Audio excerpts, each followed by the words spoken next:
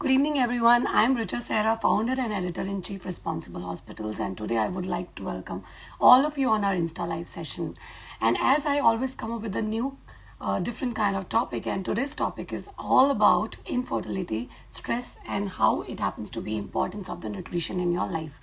So I'll be having a talk with Dr. Kanchi Khurana, who is an infertility consultant with Cloud9 Hospital since long time now, associated as a gynecologist and obstetrician too. So she will be discussing about more detailing or more details about the nutrition and the stress which is related to the infertility. So I'll be just adding her right away and we'll be starting the session soon.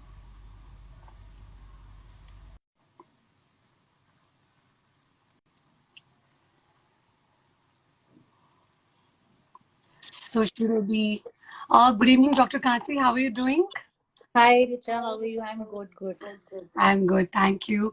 Thanks for joining me once again. Thank you Dr. for having me. Kanchi, since we were supposed to discuss about the infertility and earlier also we had a discussion upon the same topic, taking it all ahead, I think this is the time wherein we would want to discuss more on, what are the stress related issues and what are the nutrition related issues when it comes to the infertility. So my question to start with is that why do you think why these days a lot of young people are actually facing it, more often, and I would say many young people are facing such challenges of infertility and they are not able to conceive it normal way. Yeah. So, going ahead, we know that 27.5 million couples in India right now are facing the challenge of infertility, and 45% of the couples visit doctor when they are trying to conceive, and only 1% of the couples actually seek treatment. So, Mm-hmm. young couples basically now there are these lifestyle factors which the youngsters have taken. See, the marital age has increased, the marriage age has gone up to 28, 29 is very normal, 30, 31, 32, and then there is so much of alcohol consumption by these youngsters, then there is rise in tobacco consumption, smoking, and also obesity, because all these youngsters, because most of them are in IT, they have very hectic jobs, get free at 8, 9, and then they have this lifestyle club culture and alcohol, smoking, and all the junk food. Obesity is a major factor. Then there are rising medical conditions as well. PCOS is very common in young girls these days. Tuberculosis still is very common. Endometriosis has its increasing trend. And yes, because of the club culture, there is also increase in the sexually transmitted diseases. So all these reasons basically are factors which are responsible for the youngsters, and they are facing infertility issues because all of this. Okay. But there are people I would know, they are doing good, they are maintaining a good schedule, good lifestyle, trying to be better with the diet, not taking alcohol. Still, it's very particular and we get to know that, they are they are not able to conceive it normally. Do you think even the external factors are, impacting them like pollution? Probably. I don't know. What do you think? Yeah. This is a major problem actually. Although the population per se, which is very actually taking a healthy diet, has a healthy lifestyle, does lots of yoga, meditation, and does Mhm. exercise regularly. So I think nutrition, we will come on it. Basically, the nutrition is one topic which has to be discussed in detail, because nutritional aspect is very important. There are very wrong notions about fertility, and there are very wrong notions about healthy lifestyle as well. So the healthy lifestyle actually which we think is healthy, it is not at all healthy. So we will Oh. be talking about it. But yes, one major factor the youngsters are facing these days is stress. So stress is one of Mhm. the major factors, one of the major external factor due to which the couples are facing fertility issues. So what happens is that because of this stress, there are anxiety issues, there is depression, and there are other health issues. They are very tough to manage whenever they happen. So a couple who is facing this infertility issues, and then to cope up with that stress, it is actually really difficult. And when you have fertility issue, then these the anxiety and depression come up. So there is very actually less research how stress affects fertility of any couple, but yes, we have seen that due to the stress, there is a hormone which is known as stress hormone, cortisol we call it. So once the cortisol is released, it actually impacts our reproductive hormonal system. So when the hormones are affected, so it is obviously because the egg will not form, it will be difficult for a female to get pregnant. And in the males as well, when the cortisol is released, the quality and the quantity of the sperms also decreases. So although the stress is a subject, and understanding how actually stress works with fertility is very complicated, but yes, studies have shown that stress and anxiety impact fertility, which actually amplify the difficulties you are already experiencing while trying to conceive. So whatever reason for your anxiety is, it will release the stress hormone, and then it will affect the reproductive hormone, and it will make your life difficult actually. So when you talk about stress, what kind of stress are we talking about here? And I mean, is there any way to get that checked since you just spoke about a hormone? How would somebody know that this could be a problem and this could be a root cause? So what happens is when we are stressed, there are release of hormones which are known as catecholamines. So for example, Mhm. catecholamines are basically dopamine, serotonin. So what they do is they actually affect the blood supply to your reproductive organs. So when you have stress, there is increase of alpha amylase enzyme in saliva. So if someone wants to get it checked that whether or not I'm having stress, so one Mhm. can get this stress in their saliva basically. So what the stress does is basically what kind of stress, if you are talking about the kind of stress, so very Mhm. normal stress which we deal with our daily day-to-day life, basically job stress, then friendship stress, or you can say your partner stress, whatever you call it. So we have different kind of stresses basically. Once we are not able to be in a relationship properly, you're not having the child, you are living together, you are doing a job from 9 to 5, 9 to 6, 9 to 7, sometimes 9 to 9, and then once मतलब अगर किसी को है कि अब हमें relations भी रखने हैं, हमें प्रेगनेंसी चाहिए, तो that also is stressful That because is you have also a had a, stress. yes, that is also stressful because you have had a hectic day. How can you go ahead just like that? Na? It is also Mhm. really difficult. So that stress also basically what it does is it lowers the level of our reproductive hormones like estrogen, progesterone, and they Mhm. increase the level of certain hormone which is known as FSH, and there will be high chances of anovulation, that your egg will be not released in that cycle, your sperms will be not good in that time. So also the cortisol which I talked about, it interferes with the follicular development, it interferes with the egg development and as well. So it will be difficult to ovulate for the female. Also the stress affects implantation also. By implantation I means if the egg and sperm have been fertilized, then they have to implant in the uterus, they have to grow inside the uterus, and this stress because of the cortisol and the catecholamines, because it affects the blood supply to the reproductive organs, it will not let the embryo grow inside the uterus as well.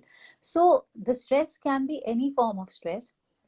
How to get it checked? We can get that salivary alpha amylase test, we know that we are stressed. Also one will be having anxiety as well. So you will be able to get it once you are stressed about something or anxious about something. You will have increased palpitations, you will feel irritated, and you will feel actually that you are having hot flashes kind of thing. You are perspiring, आपको पसीना आ रहा है, घबराहट हो रही है, कभी कभी हमें पेट में गुड़गुड़ होने लग जाता है. So things like that actually tell that we are having stress. So these are the kind of things by which the stress affects fertility basically. Oh. So do you think if someone tries to control the stress by doing different kind of activities or changing a lifestyle, keep themselves busy, that also controls of infertility issues? So we talk about the studies, that is there, are there any studies which actually tell us that the stress control will be helpful in managing studies? So the studies in this started back in 2000 basically, where there is a very big study in which they told that some mindfulness intervention programs, like some specific programs designed to decrease stress, actually helped people to conceive properly. Also, we have seen that patients who are engaged in some psychological interventions as cognitive behavioral therapy, basically the people who are actually going to a psychologist and are actually having a proper behavioral therapy, and they have higher rates of pregnancy than usually stuck to the normal routine care which we think is helping us, yoga, meditation, like that. Also, because if we control, we are able to control stress and improve mental health is itself a victory. So in scenario like these where we are so much stuck in day-to-day lives, we actually everyone is having stress, not just the couples who are facing infertility issues. Everybody is having the stress, so controlling your stress obviously is a victory for everybody. Yes, exercise, yoga, meditation, these psychological groups which are formed for cognitive behavioral therapy, and some mindfulness programs, these approaches help to control stress levels. And yes, obviously once the stress level is controlled, we will be able to maintain a proper work life balance. And we should actually carve more time for friendships, more time for relationships, and we have to work on strengthening our relationship with the partner basically. So, what is the best thing of controlling stress and managing the fertility issue? Build a friendship with your partner. Build things which you and your partner actually love to do or like to do together, whatever form it may be. And if you strengthen the relationship with your partner, obviously your libido will increase, your frequency of sexual intercourse will increase. Then, yes, obviously the chances of pregnancy will increase. Sure, sure. Somebody's asking, so the first the couple needs to assess the stress levels for fertility or first other tests? See, you will know that you are having stress. You can get your alpha amylase enzyme checked in your saliva, but I don't know how. This is a test. This is a written test which actually tells us that uh, we have stress in our body. Also, when you do your cortisol levels, they might be increased. Also, and you will know that you are stressed. You will have anxiousness. You will have palpitations. You will have your ghabrahat. You will be able to know that you are having stress basically. So these cortisol testing and alpha amylase testing in your saliva might help to let you know that yes, you are having stress, but you know that you are having stress. There is these are just lab tests basically. So उनका present होना ना होना उससे आपको बहुत ज्यादा फर्क नहीं पड़ता. You know that you are stressed and actually it is affecting your fertility. You will be able to know. You are not able to conceive. You are living with your partner. You are not able to conceive for 1 year. You are doing everything. Then also you are not conceiving. Then yes, obviously you will have stress of that also. कि मेरे को conceive नहीं हो रहा है, मैं तो सब कुछ कर रहा हूँ, तो you know that you are having stress. इसके लिए बहुत ज्यादा आपको टेस्टिंग की जरूरत नहीं है basically. Sure, sure. So let's talk about the nutrition now. What do you think, how nutrition actually plays a good role in infertility issues? So nutrition is a very important topic, and in fact when I was studying this, I was reading about nutrition. I was also uh, uh, I mean कि मुझे भी लगा कि oh my God, ये तो मुझे भी नहीं पता था. मैंने पढ़ा तो शायद मुझे पता चला. So nutrition and lifestyle choices hold implications for general health only. So and their real and potential effects on fertility and reproductive health, while the effects of क्या कहते हैं nutrition on chronic diseases is well known. We know that if we are not eating properly, if we are taking alcohol, we are doing smoking, then risk of heart disease will increase, and so on. So there have been studies recently on how nutrition is affecting fertility. Nutrition is affecting fertility because majority of the people, male or female, with subfertility, regardless of their weight, regardless of anything, have an intrinsic insulin resistance in their body, which basically underlies the downstream effects on oocyte and sperm quality. Egg and sperm quality deteriorate होता है insulin resistance से. And this insulin resistance in females will cause androgen excess, मतलब कि hair growth body पे increase हो जाएगा. Every PCOS like symptoms they will be having, they will not be able to ovulate, उनको hair growth हो जाता है, उनको टाइमली पीरियड्स नहीं आते हैं, एंड उनका वेट भी इंक्रीज हो जाता है, which is a sign of insulin resistance in females. In males also, this insulin resistance will decrease the quantity as well as the quality of sperms. Also, this insulin resistance is associated with increased chances of chronic diseases in both men and women. This insulin resistance causes type 2 diabetes in female population. It is a well-known fact. It increases the risk. The females who are having, young females who are having PCOS, they have 10 times increased chances of having diabetes later on in their lives after 10 to 15 years. So maximizing this insulin sensitivity through diet and lifestyle modifications, weight loss, increased activity, increased muscle mass, improving our sleep, and stopping smoking, alcohol should be a major target in actually in outcomes for men and females with subfertility, I think. Sure. And do you think is fertility requires something special than a nutrition? Yeah. See, so when we talk about nutrition, we have to talk about macronutrition and micronutrition.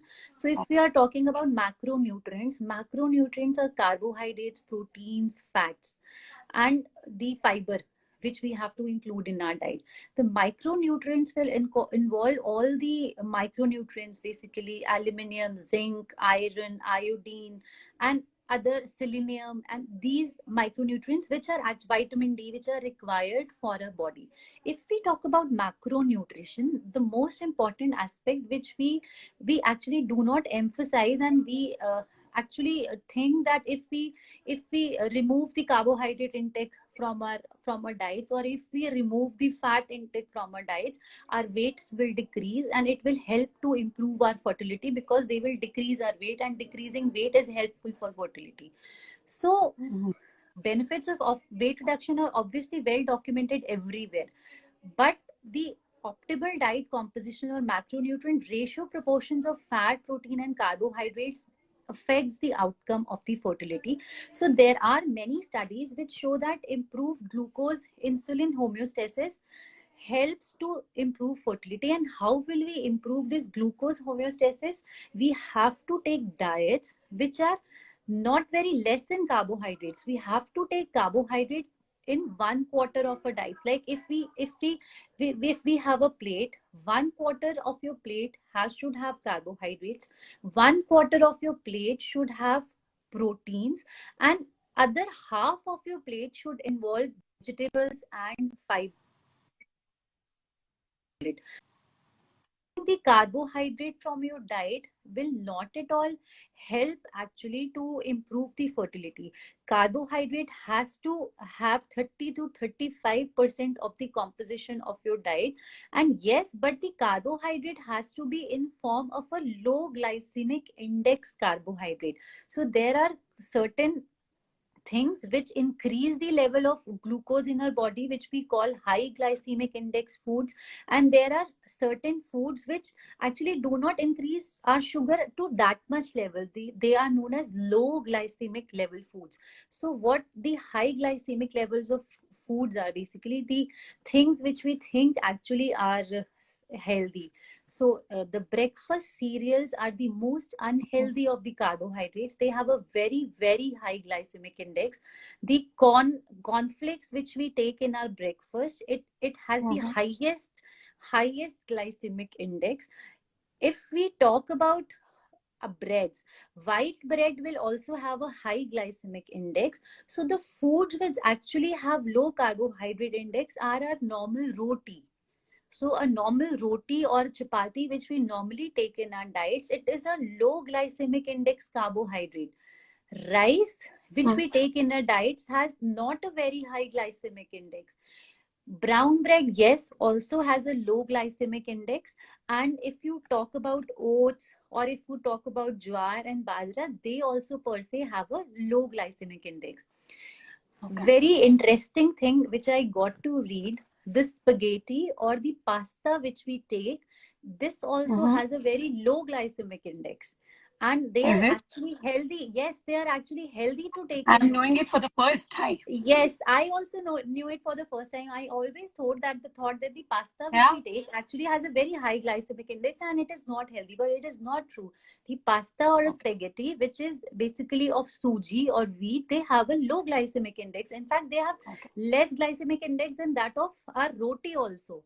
So this was a very interesting Okay. read. That is why I wanted to share this thing, that we have to know that what we are having in our diet. Then also talking about fats. Fats are also very important if we are talking about fertility, because now fats also, they are in various forms. So fat will have a saturated fatty acid or a unsaturated fatty acid or a polyunsaturated fatty acid. Yes, saturated fatty acids are not good for fertility, but yes, unsaturated fatty acids or polyunsaturated fatty acids are good for health. So example of that are olive oil, rice bran oil, or salmon fish, or avocados. So and also the nuts which we take, kaju, badam, akhrot, these are also having healthy fats. So this should be included in our diet when we are trying to conceive. High protein diet is not advisable for fertility Okay. or any health issue as well, because what happens is the proteins are actually not metabolized in our body. So what we require is, if our weight is 60 kg, then we require 60 grams of protein per day, not more than that. So if we take more protein, they actually cause cellular degradation and they increase the chances of cancer, and they increase the chances of inflammation in our body. So high protein diet is never advisable for any health problem also, and for fertility also.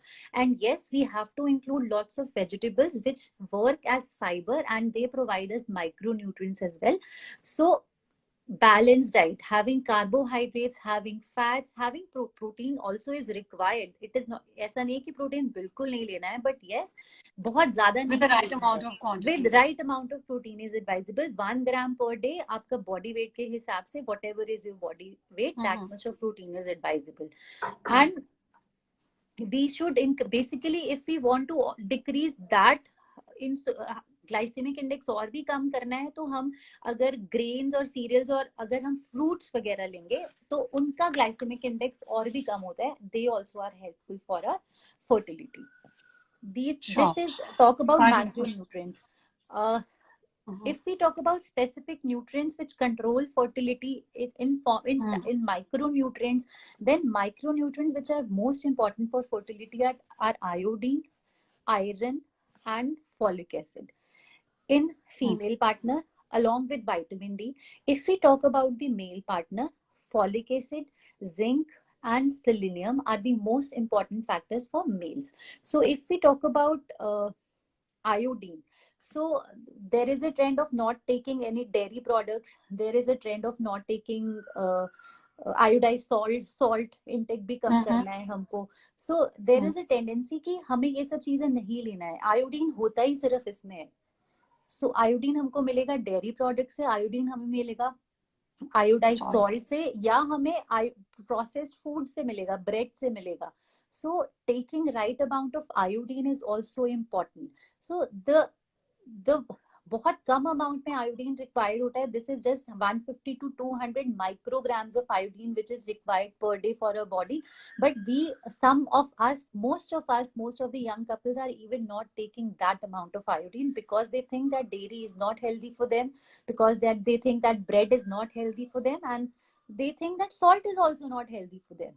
So iodine Mm-hmm. is very important. Secondly, iron. Iron ka source is green leafy vegetables, or if someone is eating non-vegetarian food, then yes, they are very good source of iron. Then if we talk about iron, iron is also present in cereals and legumes. Also, जो हमारी दालें होती हैं या जो हमारी serials हैं, उनमें भी प्रेजेंट होता है. तो what we have to do for our iron proper कैसे absorb हो, what we should do is whenever we are having our breakfast, take some amount of juice with that, क्योंकि juice में vitamin C होगा. Vitamin C increases the absorption of iron. So when you are having roti or roti sabji in your lunch, just try to involve a fruit as well. कोई vitamin C वाला food भी involve कर लो, संतरा खा लो या नींबू डाल लो salad में. So these all things help to improve the absorption. Tea, coffee should be avoided because they decrease the absorption of iron. Tea, coffee with food basically should be avoided. So we have a tendency, जब हम बाहर जाते हैं, हमने sandwich मंगाया तो साथ में कॉफी ऑर्डर कर लेते हैं. सो ठीक है, सैंडविच हेल्दी हो सकता है, बट आप अगर उसके साथ कॉफी ले रहे हो तो जो सैंडविच का माइक्रो न्यूट्रिशन है वो आपका अब्सॉर्ब ही नहीं हो रहा है.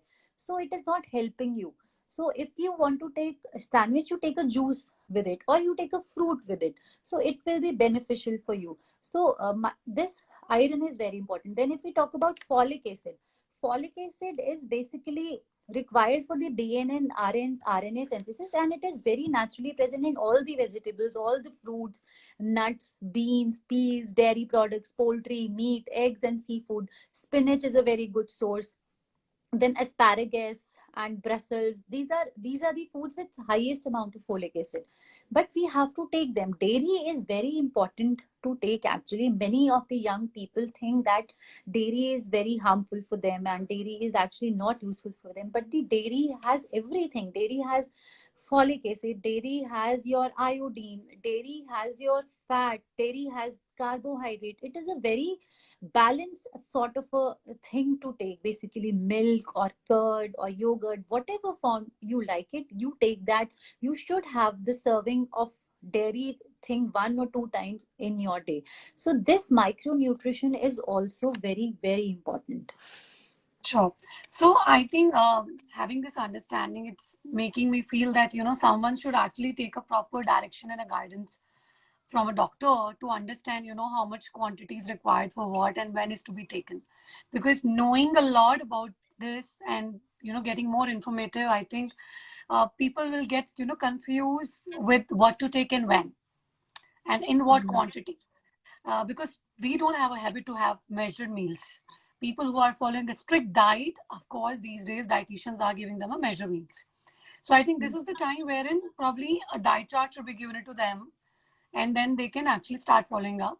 And accordingly, the lifestyle will also change with the nutrition. So one thing I want to say, Richa, rather than having Yeah. a diet chart, rather than having a thing, whatever Mhm. our actually दादी नानी and our parents say कि सब कुछ खाना Mhm. चाहिए, सब कुछ अच्छा होता है, Right. seasonal चीजें खानी चाहिए, that is actually beneficial for our health.